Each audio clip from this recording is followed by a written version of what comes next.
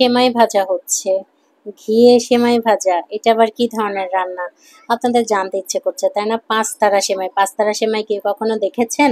আমাদের ঈশ্বরদীতে কিন্তু এই সেমাইটা অ্যাভেলেবল।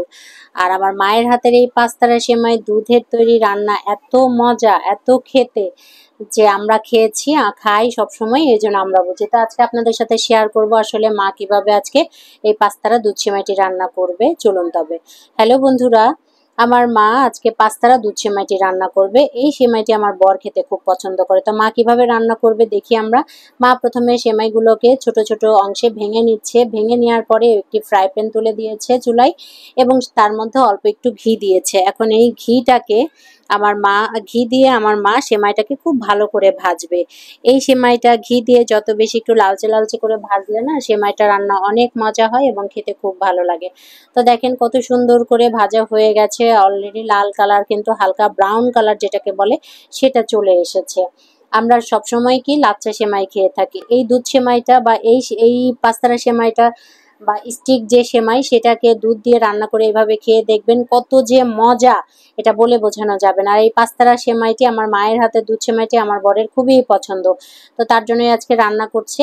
সেমাইটি ভেজে নেওয়ার পরে এবার হচ্ছে মা একটি হাঁড়ি তুলে দিয়েছে, হাঁড়ির মধ্যে 1.5 লিটার দুধ দিয়েছে। এখন দুধটি হালকা গরম হওয়ার পরে তার মধ্যে একটি তেজপাতা, এলাচ, দারচিনি পরিমাণ মতো দিয়ে দিয়েছে, পরিমাণ মতো এক টুকরা করে দিয়ে দিয়েছে। এখন অপেক্ষা করছে যে দুধটি হালকা গরম হওয়া পর্যন্ত বা বলক আসা পর্যন্ত। যখন বলক আসবে তখন তার মধ্যে চিনি দিয়ে দিবে। এবার মা অন্য একটি হাঁড়ির মধ্যে বা অন্য একটি পাত্রের মধ্যে ভাজা সেমাইটি ঢেলে নিল। এখন দুধটিকে মা ভালো করে নেড়ে দিচ্ছে যেন কোনোভাবেই সর না পড়ে, কারণ সর পড়ে গেলে তো সেইটা দিয়ে সেমাই রান্না করা যাবে না আর খেতেও অত বেশি ভালো লাগবে না। তবে ভালোভাবে নাড়তে নাড়তে নিচে যেন ধরে না যায়, তলানিতে যেন না থাকে এবং সেমাইটি যাতে অনেক বেশি ভালো হয় রান্না, সেই জন্যই আমার মা চেষ্টা করছে। এবার যখন দুধটি হালকা গরম হয়ে গেছে তখন তার মধ্যে চিনি দিয়ে দিচ্ছে। আমরা সবসময়ই লাল চিনি খাই, সাদা চিনিটা একদমই অ্যাভয়েড করি। তো পরিমাণ মতো চিনি দিচ্ছে, লাল চিনিটা কিন্তু পরিমাণে একটু বেশি লাগে।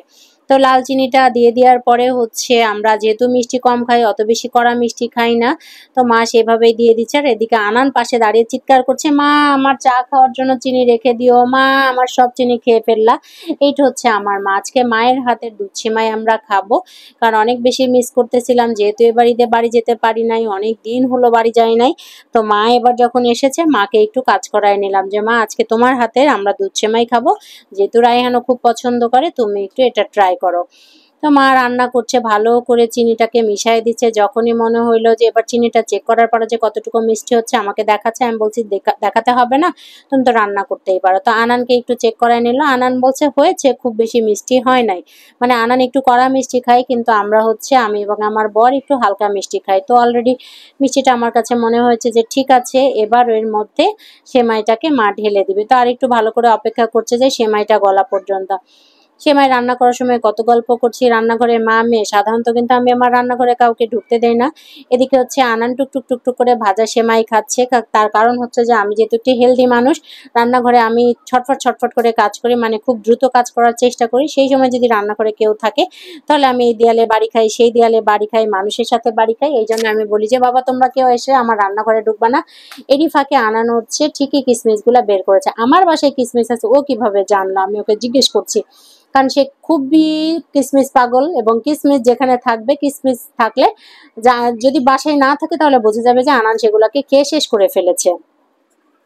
এখন আমার মা একটু চুলাটাকে কমিয়ে দিল, মানে দুধটাকে ভালোভাবে ফুটিয়ে নিচ্ছে।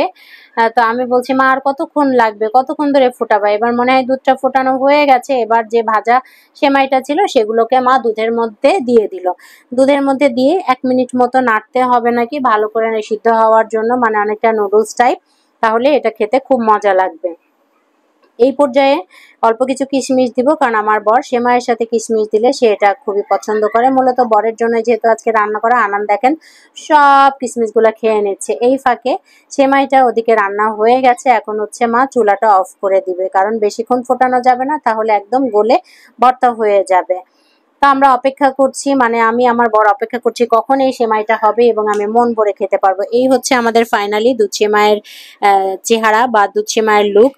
আপনারা অবশ্যই বাসায় এভাবে ট্রাই করবেন, দেখবেন যে খেতে কত মজা লাগে এবং এই দুধটা কিন্তু এত বেশি লিকুইড থাকবে না। এটা রেখে দেওয়ার পরে একদম টাইট হয়ে যাবে এবং অনেকটা জমে যাবে। তো এই দুধ সিমাইটা হয়ে গেছে, এখন আমরা অপেক্ষা করছি, চুলার উপরে এভাবে রেখে দিব। এই যে অলমোস্ট হয়ে গেছে, এখন খাওয়ার পালা। তো আমরা সবসময় যা করি হচ্ছে প্রথমে রান্না করলে ছেলে মানুষদেরকে খেতে দেয়, আমার বরকে এখন খেতে দেওয়া হবে, এই জন্য ওর জন্য একটি বাটিতে তোলা হচ্ছে যে ও খেয়ে দেখুক, কারণ ও খুব পছন্দ করে। তো আজকে এ পর্যন্তই। অবশ্যই আপনারা এভাবে দুধ সেমাই ট্রাই করবেন, আমার সাথে থাকবেন, আমার পেজের সাথে থাকবেন, আর অবশ্যই আমাকে ফেসবুক থেকে দেখলে ফলো দিয়ে রাখবেন, ইউটিউব থেকে দেখলে সাবস্ক্রাইব করবেন, আর এভাবে আপনারাও বাসায় তৈরি করবেন দুধ সেমাই। তাহলে বাচ্চারা বড়রা সবাই কিন্তু খেতে খুব পছন্দ করে। সবাই ভালো থাকবেন, টাটা, বাই।